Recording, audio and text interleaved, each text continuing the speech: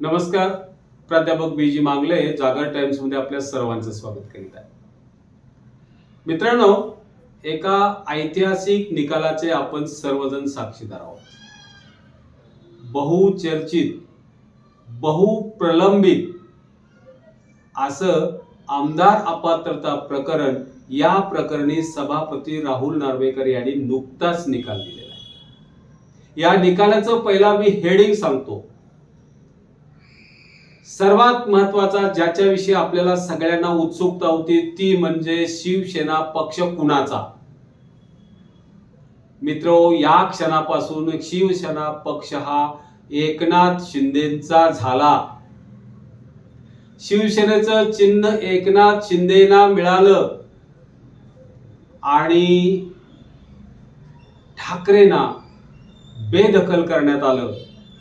शिवसेना या पक्षापासून ही आताच्या घटनेची सर्वात मोठी आणि महाराष्ट्राच्या इतिहासातली एक सर्वात मोठी अशी ही बातमी आहे. या बातमीने महाराष्ट्रातला राजकारण हे ढवळून निघालेलं आहे.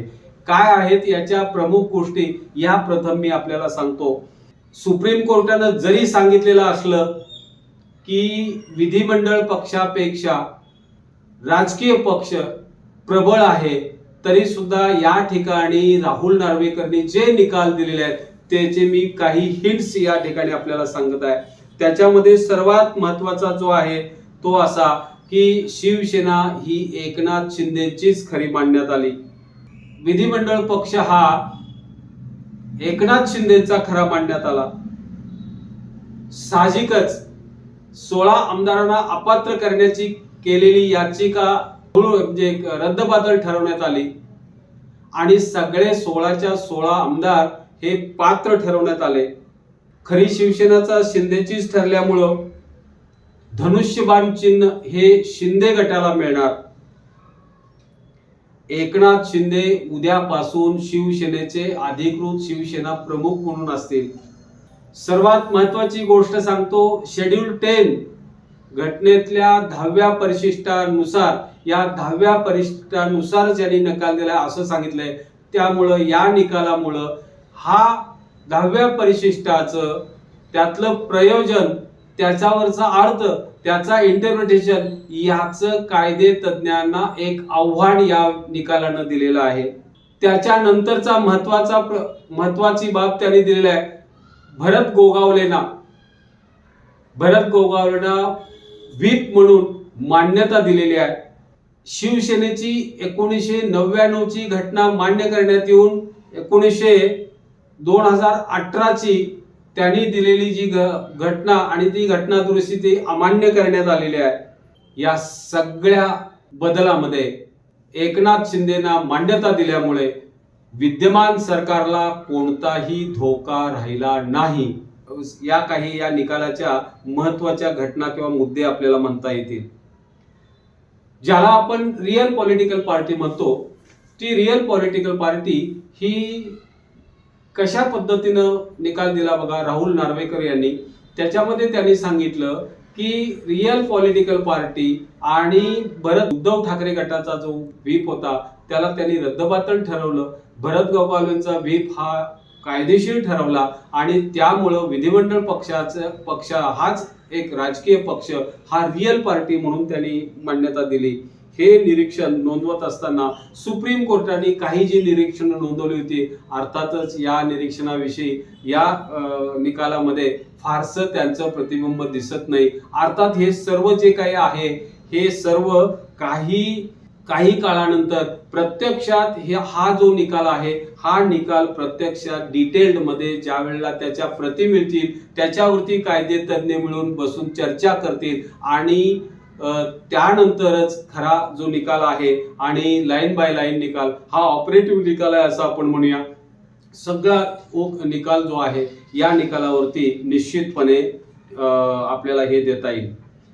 कॉन्क्लुजन मध्ये रिअल पार्टी म्हणून शिंदेना मान्यता दिलेली आहे. त्यामुळं शिंदे गट हा प्रबळ गट झाला. उद्यापासून उद्धव ठाकरे गटाविषयी आणि त्यांना शिवसेना हा पक्ष हे चिन्ह वापरण्यासाठी आडकाठी करण्यात येईल. त्यांना ते वापरता येणार नाही. आता हे अधिकृत आणि त्यावर शिक्कामोर्तब झालं. सगळ्यात महत्वाची गोष्ट सांगतो की संदर्भ म्हणून त्यांनी आधीच सांगितलेलं होतं 10व्या परिशिष्टाचं अशा पद्धतीचं इंटरप्रिटेशन आतापर्यंत कोणत्याही कोर्टात झालेलं नसेल किंवा सुप्रीम कोर्टानं अशा पद्धतीचं इंटरप्रिटेशन केलेलं नसेल.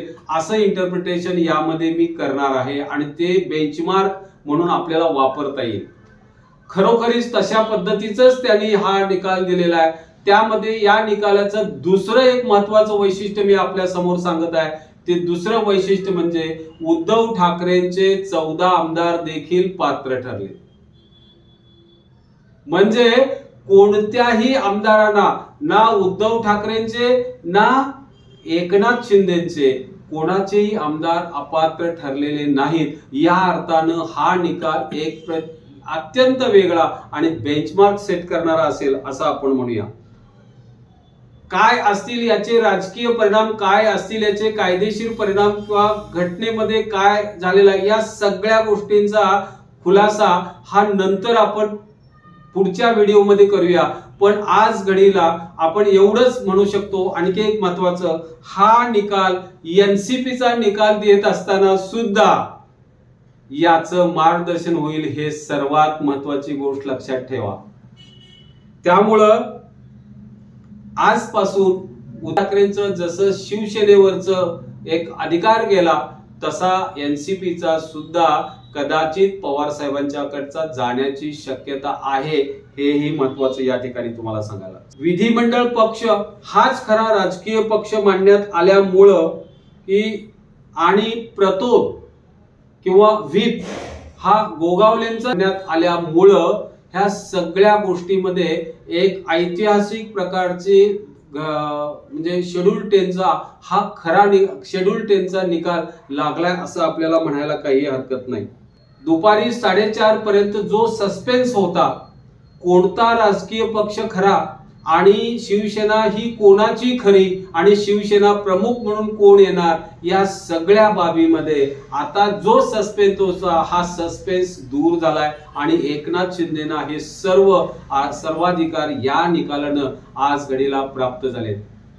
अर्थात हे जरी सगळं खरं असलं तरी विरोधी पक्ष म्हणजे आता म्हणजे उद्धव ठाकरेंची शिवसेना जी आहे ही उद्धव ठाकरेंची शिवसेना काही गप्प बसेल अशातला प्रकार नाही. ते सगळेजण उद्धव ठाकरेंची शिवसेना ही सुप्रीम कोर्टात जाणार आणि या गोष्टीला चॅलेंज देतील असं आपल्याला निश्चितपणे वाटतं. किंवा या घडीला त्यांनी सांगितलेलंच आहे की आम्ही सुप्रीम कोर्टात जाणारच आहोत.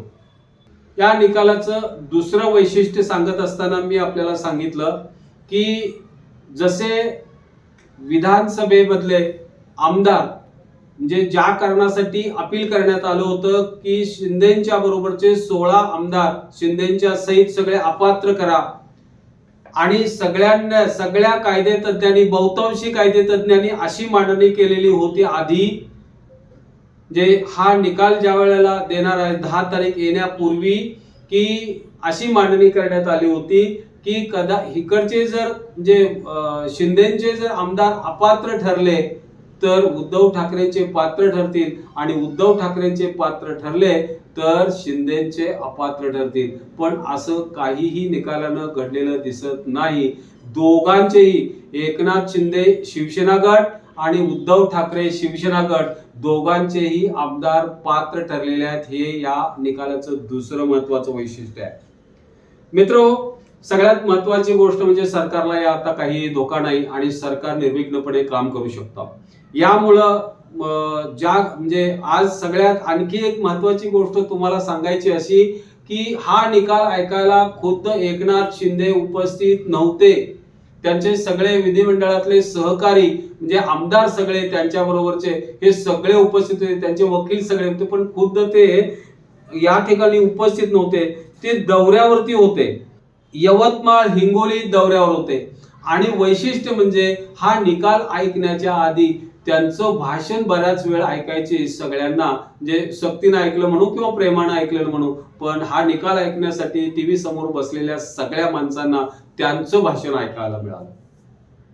हे या प्रमुख वैशिष्ट्याबरोबरच मी आपल्याला एक महत्वाची गोष्ट सांगतो की या निकालावरचं डिटेल्ड एक्सप्लेनेशन किंवा या निकालामध्ये एक्झॅक्टली काय आणि कोणत्या घटनेमुळे कोणता निर्णय घेण्यात आला हे सर्व मी पुढच्या व्हिडिओमध्ये आपल्याला देतोय.